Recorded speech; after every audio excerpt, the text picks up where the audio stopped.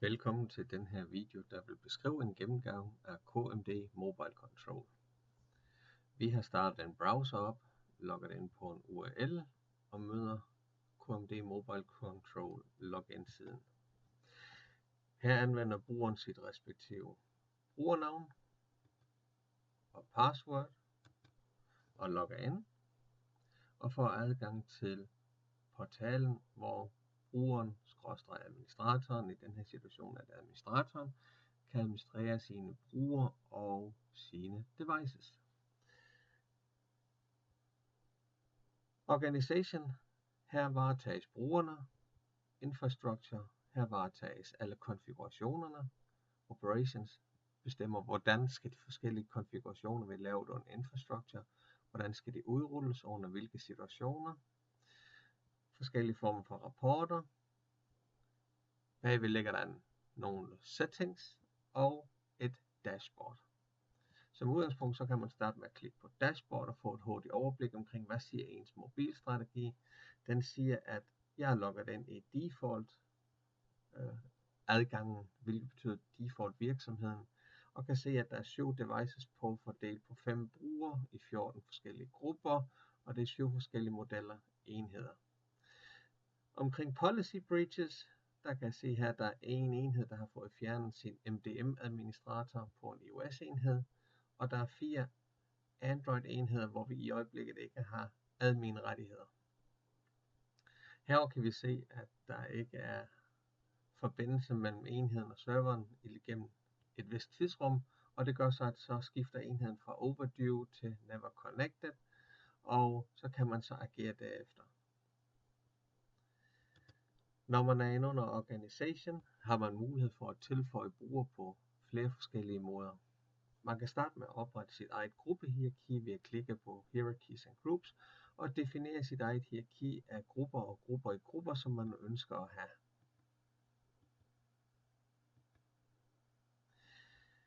Man kan oprette sine brugere enten manuelt som administrator ved at klikke på Add User, og så tilføjer man en bruger enkeltvis, hvor fornavn, efternavn og e-mailadresse er obligatoriske informationer, man skal føde systemet med. Man kan også vælge at importere brugerne via en kommaseparat fil, en såkaldt CSV-fil import, og den kan så importere flere brugere. Den tredje option, det er, at man kan også lave LDAP-integration, hvor man via LDAP kan synkronisere brugerne fra eksempelvis Microsoft AD over i systemet og få dem automatisk importeret i respektive grupper. Når en bruger har et eller flere devices på systemet, så vil devicen optræde for eksempel som her. At her er der en bruger, der hedder Jan Christensen. Han har en Galaxy S3. Den hedder også i Samsungs verden en GTI 9300 og forskellige andre enheder. Normalt vil en bruger ikke som her have 5 devices, men måske kun 1 eller 2, eller måske endda 3 devices. Vælger man det respektive device, for eksempel her en Galaxy S3, så kan man læse noget information omkring, hvad er det for en type enhed, noget serienummer, ID og så fremdeles, hvilken version af MDM-klienten, der kører på, hvilken version af OS'et, af Android OS'et, der kører, og firmware-version, alle mulige hardware-relaterede informationer. Scroller man en smule ned, så kan man se, hvornår den her enhed sidste gang har forbundet, hvornår den næste gang er sat til at skal forbinde. Vi kan, hvis vi har behov for det, og vi nu for eksempel havde gjort noget på enhed, udrulle hele setup en gang til, så kan vi udrulle via sms, udrulle via e-mail.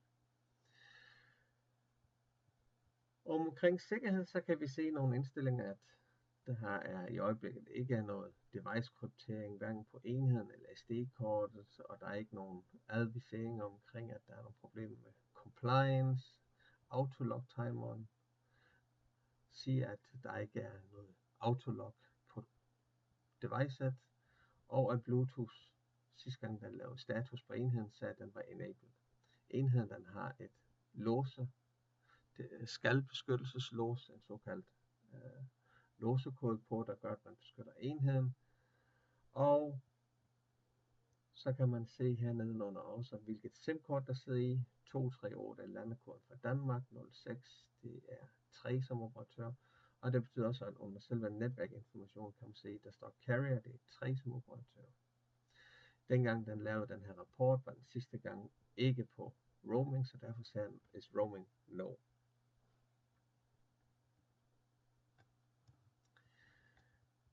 Man har mulighed for som administrator at køre enkelte aktioner ud mod enheden, hvor man kan installere nogle konfigurationer, fjerne nogle konfigurationer, installere applikationer, afinstallere applikationer, certifikater, sende beskeder, e-mail og så fremdeles. Det afhænger naturligvis af, hvad det er for en type OS-platform enheden er, men såvel også hvilken version af Android OS det er. Og sidst men ikke mindst, så kan det også have noget at gøre med, hvilken producent, i det at hver eneste device-producent har variationer i Android. Så for eksempel findes der noget, der hedder Android Safe, og der findes noget, der hedder HTC Pro, som er et ekstra lag af MDM-håndtag, som vi som MDM-producent og leverandør kan gå ind og interagere med. Så kan vi sende forskellige kommandoer med henholdsvis fokus på at aktivere eller deaktivere klienten, force en connection, så den melder retur til serveren. Vi kan gå ind og assign den her enhed til en anden bruger, hvis den nu skal skifte over til en anden bruger, eller vi kan gå ind og sige, at den skal bare smides over device-puljen. Vi kan sende en kommando ud, der på Samsung Knox låser den eller låser den op. En force bruger til at skifte sit Samsung Knox kodeord. Tilsvarende kan man også på selve device sende en låsekode eller låse op kode kommando ud. Alt hvad man nu har lavet gennem tiden, kan man altid gå ind og se under history, og herinde under history er der, hvad er det for nogle jobs, den har udført, altså konfigurationer, der ligger i nogle infrastructure, operations, og hvilke former for beskeder har vi sendt ud, hvad er der på enheden af applikationer, både dem, der er født med i selve firmware, men kunne for eksempel også være KMD SmartCare-applikationen. Så kunne der også være nogle informationer, man vil lagre omkring SIM-kortet, i det at om SIM-kortet kan man lagre, hvad er det for en mobiloperatør man har, hvad er det PIN-koden er på kortet, PIN-2-koden, PUK-koden og PUK2-koden. Det har ingen MDM-funktion, det er bare et dejligt sted at have den registreret, så man altid, hvis brugeren kommer i en situation, har spærret sig ud af sin enhed, kan give brugeren sin respektive PUK eller PUK2-kode, så de kan låses op igen. I MDM-løsningen har man også mulighed for at lave de her konfigurationer, og konfigurationer er alt lige fra applikationer. Senest nye, der er kommet på, er wrapping, en ny sikkerhedsteknologi, hvor man kan enkapsulere givne applikationer med et ekstra sikkerhedslag, udrulle certifikater, selve konfigurationerne. Og konfigurationer kunne være alt lige fra GPS og Wi-Fi adgangspunkter, det kan være adressebøger i vCard-format, det kan være aktivering af Android Push Support, det kan være referencelister af applikationer, som man skal have installeret eller ikke må have installeret, altså blacklist og whitelist, autolåsemekanismer, bogmærker, device kryptering, e-mail, det er POP3, MAP4, exchange opsætning, det vil sige exchange active sync. Så kan man konfigurere forskellige ting omkring iOS-enheder, som er iOS-specifik. Kiosk mode, Samsung Knox, man kan udrulle iOS-profiler, lave restriktioner. Så kan man køre noget, der hedder Secure File Container, Single Sign-On Services, VPN og Wi-Fi whitelist.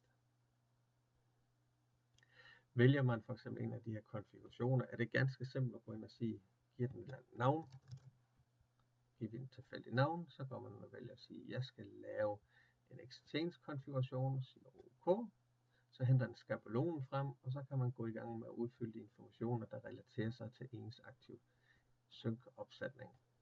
Er man nu i tvivl omkring, hvilket felt, der er kompatibel med hvilken device OS-platform, som det hedder, kan man altid kigge på de her ikoner i højre side, og klikker man på dem, så kan man se en uddybning af, hvad det er, det betyder.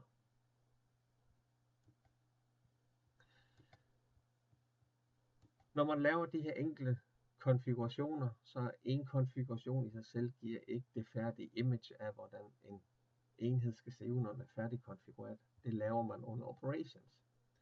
Det vil sige, under operations kan man gå ind og sige, jeg vil lave en policy, hvor jeg laver en policy, det hedder Android Basic for eksempel, hvor jeg definerer for eksempel alle medarbejdere og brugere, der påfører en enhed eller får en enhed på det her system, hvor brugeren er medlem af Ballerup og en salgsmedarbejder, har en Android-enhed, og vi detekterer, at enheden ikke er hacket i form af jailbroken, når det er iOS, og rooted, når det er Android, og vi dermed har en administratorrettigheder over enheden, jamen så begynder vi også at udrulle Wi-Fi-opsætning, låsekodepolitik og så en exchange-opsætning, og man kunne lave også mange andre ting og sager.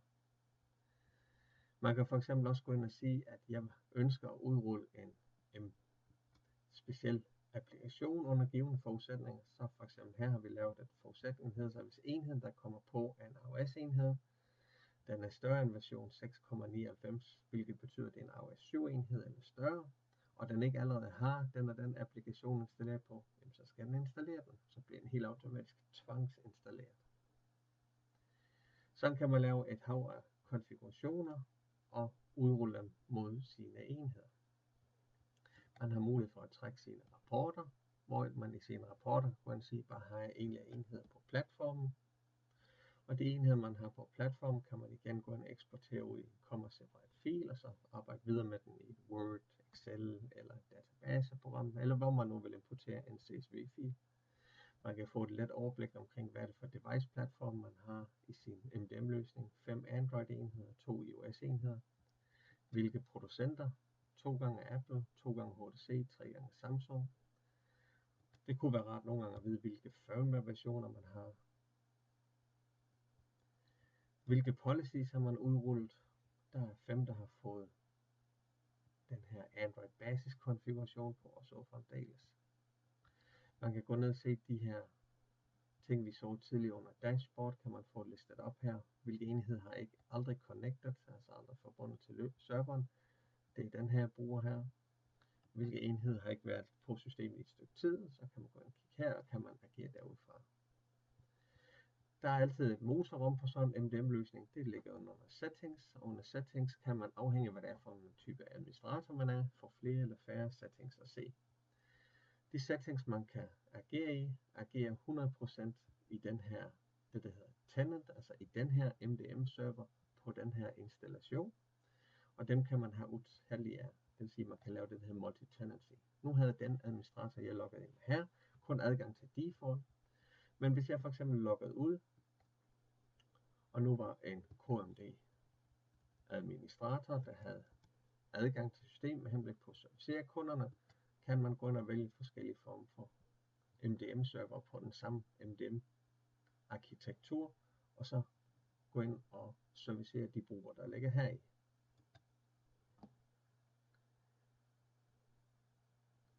Det her, det er KMD Mobile Control.